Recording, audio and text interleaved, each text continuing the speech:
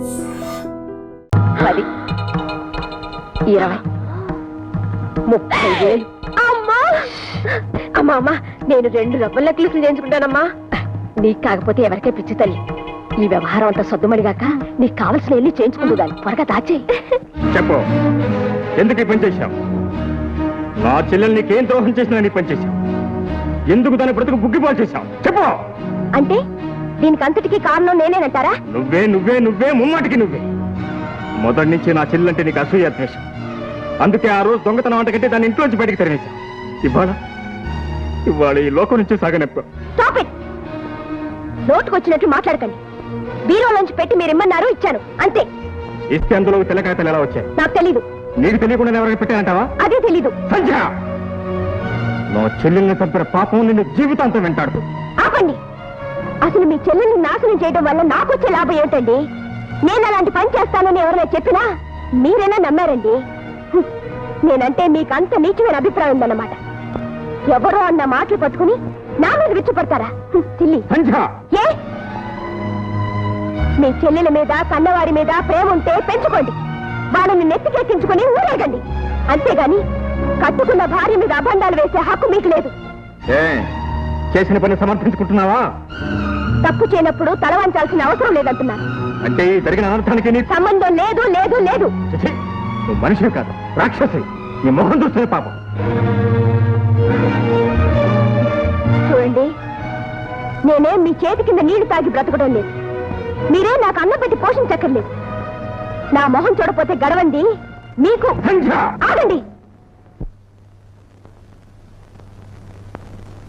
నా మీద చెయ్యెత్తే అర్హత మీకు లేదు. ఇది నా ఇల్లు, మీరుండేది నా ఇంట్లో.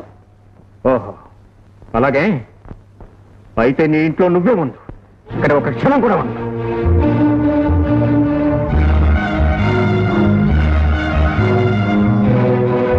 ఆగండి.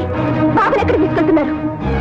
నీ నీడపడంతో, నీ జ్ఞాపకాలు కూడా తాకంతో వీణ్ణి నా బిడ్డలాగా పెంచుకుంటాను. Good bye.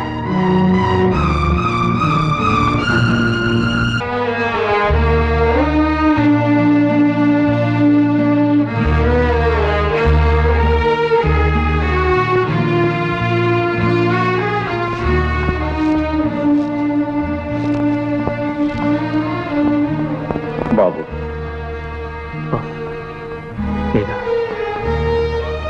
ఎప్పుడు వచ్చాను?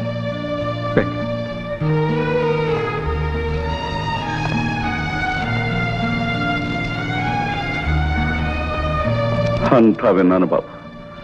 జరగకూడదంతా జరిగిపోయింది. ఇలాంటప్పుడు నీకు ఏం చెప్పాలో ఎలా ఓదార్చాలో తెలియటం లేదు.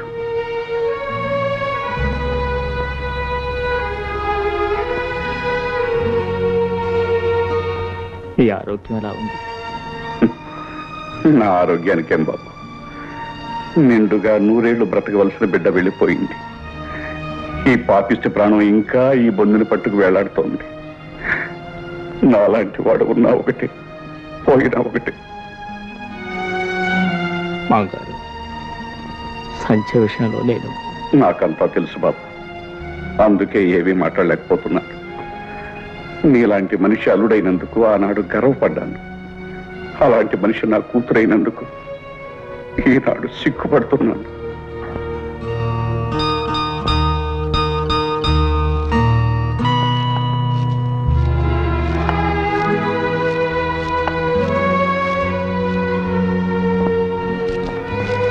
డాడీ, బాబుని చూసారా? బాగున్నాడా? ఇప్పటికి బాగానే ఉన్నాడమ్మా. నీ మూర్ఖత్వం వాడికి అర్థం కావటానికి ఇంకా టైం పడుతుంది. వాడు చెయ్యని నేరానికి, వాడికి తల్లి ప్రేమను దూరం చేసినందుకు ఇప్పుడు కాదమ్మా, పెద్దయ్యాక అప్పుడు వాడు నిన్ను క్షమించడు. ఓహో, అయితే చెప్పాల్సిన చాడీలన్నీ అల్లుడు గారు చెప్పే పంపారన్నమాట. ఆ కుసంస్కారమే అతనుకుంటే ఇల్లు విడిచి వెళ్ళేవాడు కదమ్మా. మంచివాడు గనకే నువ్వు అవమానించినా సహించాడు, తోలనాడినా భరించాడు. నువ్వే హద్దు మీరు ప్రవర్తించి నీచంగా మాట్లాడి భర్తను ఇంట్లోంచి గెట్టేశావు. డాడీ, మీ మనసును ఆయన చెడగొట్టారు. అతనైతే నువ్వు బాగు చేయొచ్చుగా. సంధ్య, పెద్దవాణిగా చెప్తున్నాను, వెళ్ళి అతనికి క్షమాపణ చెప్పు. క్షమాపణ? అంత తప్పు నేనేం చేశాను? ఏ ఆయన క్షమించకపోతే నాకు గతి లేదా? ఎందుకు చెప్పాలి డాడీ? ఎందుక నీ కీసులాట మధ్య ఒక పశువాని జీవితం సర్వనాశనం కాబోతోంది కనుక, భార్యాభర్తల మధ్య అహంకార ప్రసక్తి రాకూడదు కనుక. ఆహా, నాకంటే ఆయనకేదో గొప్ప సంస్కారం ఉందన్నారుగా, పోనీ ఆ పని ఆయనే చేయొచ్చుగా. ఎందుకు అతను వచ్చి నీకు క్షమార్పణ చెప్పాలా? ఏ చెప్పడానికి పౌరుషం అడ్డొచ్చిందా? మగవాడు నన్ను అహంకారం అడ్డొచ్చిందా? ఆయన ఏం చేసినా నోరు మూసుకుని పాదాల దగ్గర పడుండాలా? ఈ దేశంలో ఆడదాని జీవితం తెల్ల కాగితం లాంటిది డాడీ. ఇంతకాలం దాని మీద మీరేం రాసినా చెల్లిపోతూ వచ్చింది. కానీ ఆ రోజులు పోయాయి. అలా చూస్తూ ఉండాలి. ఆయనే ప్రాధేయపడుతూ తన పొరపాటును ఒప్పుకుని ఈ ఇంట్లో అడుగు పెట్టే రోజు వస్తుంది. మూర్ఖురాల చేతుల పన్నంటి జీవితాన్ని నాశనం చేసుకునే నీలాంటి దౌర్భాగ్యురాలకి అలాంటి మంచి వాళ్ళ మనసు అర్థం కాదే. కోరి చేసుకున్న భర్తలోని గొప్పతనాన్ని తెలుసుకోలేని నువ్వు ఒక మనిషివేనా? ఏ నాటికైనా నీ పిడివాదమే నీ జీవితాన్ని బలి తీసుకుంటుంది.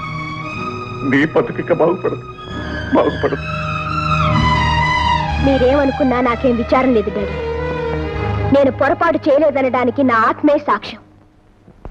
ఎప్పటికైనా ఆయన కాళ్ళబేరానికి వచ్చిన రోజునే మేమిద్దరం కలిసేది. అంతే daddy. Daddy daddy daddy daddy